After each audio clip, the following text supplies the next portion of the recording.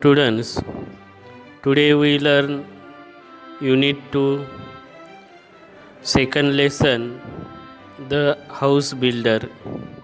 This is a story of a mason who worked for a building contractor. एका इमारत कंत्राटदाराकडे काम करणाऱ्या एका गवंड्याची ही गोष्ट आहे. The mason always strove to do his work to perfection. आपले काम उत्तम आणि बिनचूक व्हावे यासाठी तो गवंडी सतत प्रयत्न करत असे. अशा या गवंड्याची गोष्ट आपण अभ्यासणार आहोत. Mason means one who builds with stone, bricks, cement etcetera. Mason म्हणजे गवंडी. Straw means made great effort. As soon as a house had been designed by the architect and details finalized by the engineer. वास्तुविशारदाने एखाद्या घराचा आराखडा बनवून दिला आणि अभियंत्याने इतर तपशील पूर्ण केल्याबरोबर the contractor would send for the mason and leave the responsibility of building the house to him. आणि नंतर तो कंत्राटदार या गवंड्याला बोलवत असे आणि घर बांधण्याची जबाबदारी त्याच्यावर सोपवीत असे. The mason would then, without wasting any time, start his work. आणि नंतर गवंडी अजिबात वेळ न दवडता आपले काम सुरू करीत असे. He would take great interest in his work of building and do it with full dedication. तो गवंडी आपले बांधकाम अतिशय आवडीने आणि पूर्ण जीव ओतून करीत असे. He made sure that he used the best construction material of high quality and measurements of the walls, doorways, arches, etc. were perfect, and he gave an excellent and appearing finish to whatever he built. बांधकामासाठी लागणारी सामग्री सर्वोत्तम दर्जाची आहे. भिंतींची, प्रवेशद्वारांची, कमानी इत्यादींची मापे बिनचूक आहेत. तसेच आपण बांधलेली प्रत्येक गोष्ट उत्तम, आकर्षक, सफाईदार असेल याची तो पुरेपूर खबरदारी घेत असे. The owners of the new houses built would be more than satisfied with the construction. आणि त्यामुळे नव्या बांधलेल्या घरांच्या मालकांना बांधकामाच्या गुणवत्तेमुळे अपेक्षेपेक्षा अधिक समाधान मिळत असे. Because of the zeal, diligence, loyalty, persistence that he display in his work. कारण कामाप्रती असलेला त्या गवंड्याचा उत्साह, मेहनत आणि दाखवलेल्या सातत्यामुळे या गवंड्याला खूप मागणी असायची. The mason was in a great demand and faced good business to his contractor. Subsequently, the contractor recompensed the mason handsomely with a very good salary. He could meet the needs of his family sufficiently without any sacrifice. यामुळे साहजिकच कंत्राटदार गवंड्याला त्याच्या कामाचा उत्तम मोबदला देत असे, पगार देत असे. त्यामुळे तो आपल्या कुटुंबाच्या सर्व गरजा कोणतीही चणचण न भासता पूर्ण करत असे. Zeal means great enthusiasm and energy in one's effort. Diligence means constant, carefully effort. Persistence means continuous effort, म्हणजे सातत्यपूर्ण त्याने केलेले प्रयत्न. The mason thus continue working with great devotion for many years. अशा रीतीने तो गवंडी वर्षानुवर्षे एकनिष्ठेने काम करीत राहिला. Till he became a grandfather. अगदी आजोबा होईपर्यंत तो एकनिष्ठेने बांधकामाचे काम करीत राहिला. Then he decide that it was a time to retire and spend time playing with his grandchildren. त्यानंतर मात्र आता निवृत्त व्हावे आणि उर्वरित वेळ आपल्या नातवंडांसमवेत खेळण्यात व्यतीत करावा असे त्याने ठरविले. Being a firm minded person, he inform his contractor of his decision to retire from house building.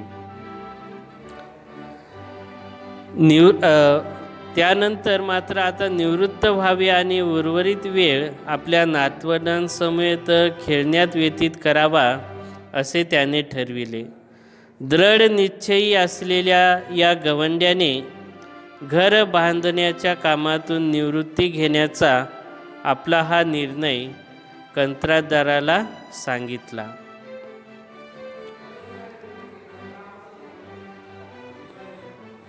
The contractor was very disheartened to lose such an excellent workman and urged the mason to continue his job.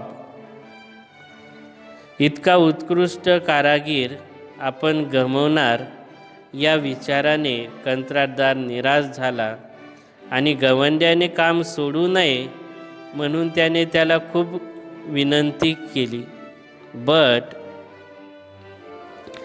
To no avail, the mason had made up his mind and refuse to carry on. परंतु काही उपयोग झाला नाही. गवंडी आपल्या निर्णयाशी ठाम होता, त्यामुळे त्याने काम चालू ठेवण्यास नकार दिला. Finally the contractor convinced the mason to build last one house on a beautiful and coveted site. अखेरीस कंत्राटदाराने खास विनंती म्हणून एक सुंदर आणि सोयीच्या स्थळी एक शेवटचे घर बांधण्यासाठी त्या गवंड्याला तयार केले. The mason agreed to do so with great reluctance, not too happily either. शेवटी इच्छा नसूनही तो नाखुशीने हे शेवटचे घर बांधण्यास तयार झाला. रेल्युटन्स मीन्स अनविलिंगनेस, नाखुशीने. The construction started. शेवटच्या घराचे बांधकाम सुरू झाले. It was a most beautifully design house to be build at a sought after location.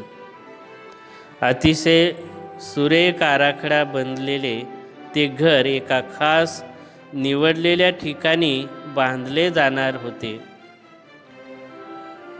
However, the mason could not put his mind and heart in his work.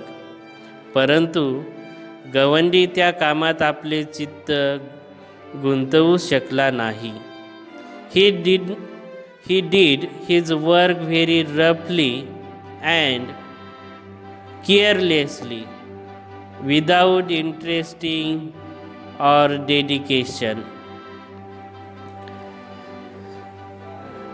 गवंड्याने अतिशय ओबडधोबडपणे, निष्काळजीपणे, निरिच्छेने काम केले. Even the building material use was of low quality, but he did not care. एवढेच नव्हे तर बांधकामाला वापरलेले साहित्य निकृष्ट दर्जाचे असूनही त्याने त्याकडे दुर्लक्ष केले. He simply wanted to complete the job in haste and finally retire. त्याला केवळ ते काम कसे तरी पूर्ण करून निवृत्त व्हायचे होते. The house was ready earlier than expected. अपेक्षेपेक्षा अगोदरच घर पूर्ण झाले. व्हेरी रफली made constructions, weak walls, poor finish, and did not look as good at all as designed.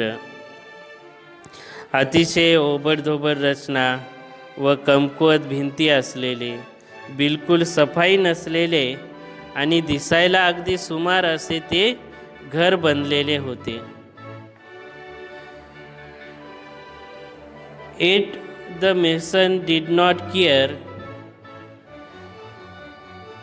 परंतु तरीही त्या गवंड्याला त्याची फिकीर नव्हती. He informed the contractor that the house was ready and he was waiting to hand over its keys to him. त्या गवंड्याने कंत्राटदाराला घर तयार आहे आणि घराची किल्ली ताब्यात घेण्यासाठी तो वाट पाहत आहे असे कळविले. The contractor arrived at the site. कंत्राटदार त्या ठिकाणी आला. He had a file of legal documents in his hand. त्याच्या हातात एक फाईल व कायदेशीर कागदपत्रे होती. The mason handed over the new house keys to him. गवंड्याने नव्या घराच्या किल्ल्या त्या कॉन्ट्रॅक्टरकडे सुपूर्त केल्या. But the contractor did not step forward to enter the house to see it. पण कंत्राटदार घर पाहायला पुढे आला नाही.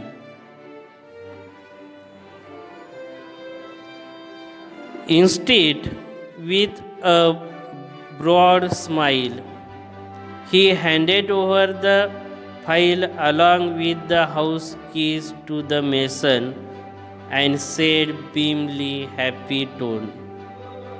त्याऐवजी हसऱ्या चेहऱ्याने त्याने हातातली फाईल घराच्या किल्ल्यांसकट त्या गवंड्याला सोपवली आणि अतिशय हर्षभरित स्वरात तो कॉन्ट्रॅक्टर म्हणाला. Said beamingly happy tone, these are the ownership documents of this new house in your name. The house is yours. I had planned it as a gift for you. तो contractor म्हणाला, हे नवे घर तुझ्या नावावर करणारी ही कागदपत्रे आहेत. हे घर तुझे आहे. मी ते तुला भेट म्हणून देण्याचे प्लॅन केला होता. असा तो कॉन्ट्रॅक्टर गवंड्याला म्हणतो. तर अशा प्रकारे सुंदर असा हा लेसन आहे, पाठ आहे.